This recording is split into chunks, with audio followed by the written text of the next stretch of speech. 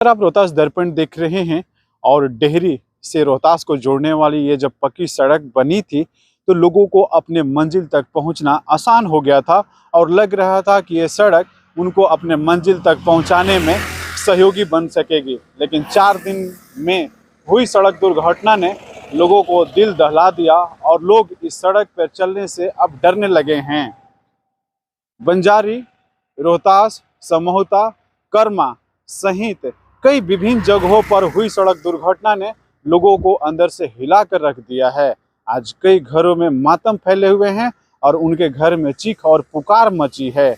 लेकिन सबसे बड़ा सवाल ये है कि क्या ये सड़क दोषी है या सड़क पर चलने वाले लोग दोषी हैं।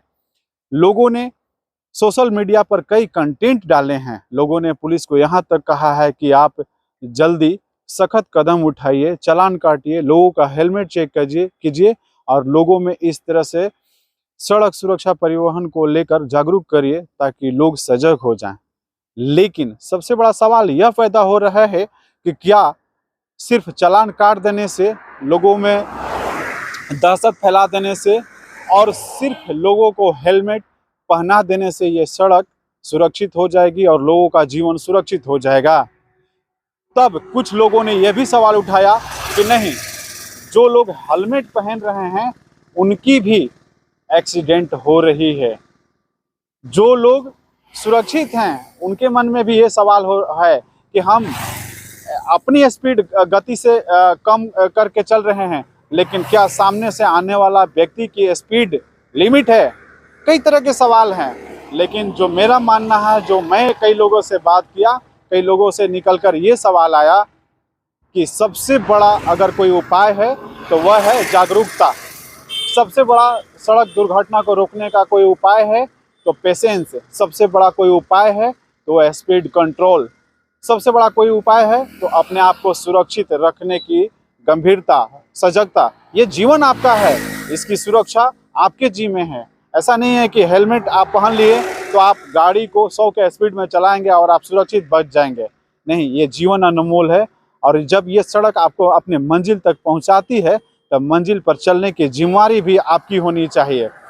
हाँ, माना कि ये सड़क है, कहीं इसकी कमियां हो सकती हैं, लेकिन जब आप सुरक्षित रहेंगे और सामने वाला व्यक्ति आने वाला सुरक्षित रहेगा और आप अपनी जीवन की कीमत जब समझेंगे तो आपके घर में और आपके पास और पड़ोस में चीख और पुकार नहीं मचेगी। सबसे बड़ा सवाल ये है कि पुलिस आपके पीछे पीछे, प्रशासन आपके पीछे पीछे, या सड़क सुरक्षा परिवहन ये पीछे पीछे लोग नहीं चलेंगे। अब जैसे ही सड़क पे एक्सीडेंट होता है, कई तरह के प्रश्न होने लगते हैं। जहां एक्सीडेंट होता है वहां की भौतिक कमियां रहती होंगी, वहां का कुछ कारण रहता होगा, कोई रीजन बनता होगा।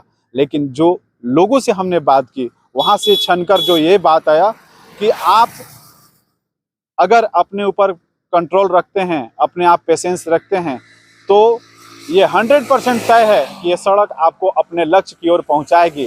अगर आप अपने ऊपर कंट्रोल नहीं रखते हैं, अपने ऊपर पेशेंस नहीं रखते हैं, जहां आपके जाने की मंजिल है उसको, लक्ष्य को अपने अंदर समेटकर गाड़ी की गति सीमा को तय नहीं करते हैं, तो ये गाड़ी और ये आपकी सफ़र मंजिल की बजाय आपके शरीर को हॉस्पिटल और शमशान की ओर लेकर चली जाती है। तो मेरा तो सिर्फ इतना ही अपील होगा कि ये सड़क आपके बेहतर मंजिल तक पहुंचाने के लिए बना था और इसीलिए इसकी चौड़ीकरण से लेकर इसकी दुरुस्तीकरण भी की गई है। लेकिन आपको तय करना होगा कि आप कितना स्पीड से अपने मंजिल की ओर जाना चाहते हैं और कितना स्पीड से चलेंगे तो आप मंजिल पे जाएंगे, ये आपको तय करना होगा। अगर स्पीड आपकी अधिक होगी तो मंजिल के बजाय आप हॉस्पिटल जाएंगे, मंजिल के बजाय आपकी शरीर शमशान जाएगी और आपके घर में, पास पड़ोस में चीख और पुकार मचेगी ही। कोई हेलमेट, कोई प्रशासन, कोई सड़क सुरक्षा, कोई नियम आपके लिए नहीं है। हम ठीक हैं, हम पेशेंशियल हैं, तो मंजिल हमारा है। थैंक यू आप सबका मेरे साथ जुड़ने के लिए, बहुत बहुत धन्यवाद। Thank you. मैं कई लोगों से बात करूंगा और जानने की कोशिश करूंगा कि इस डेहरी बंजारी मुख्य पथ पर सड़क दुर्घटना को रोकने का उनके पास क्या उपाय है और लोगों को क्या वो उपाय सुझा सकते हैं। तो जुड़े रहिए मेरे साथ, हम कई लोगों से बात करने की कोशिश करेंगे।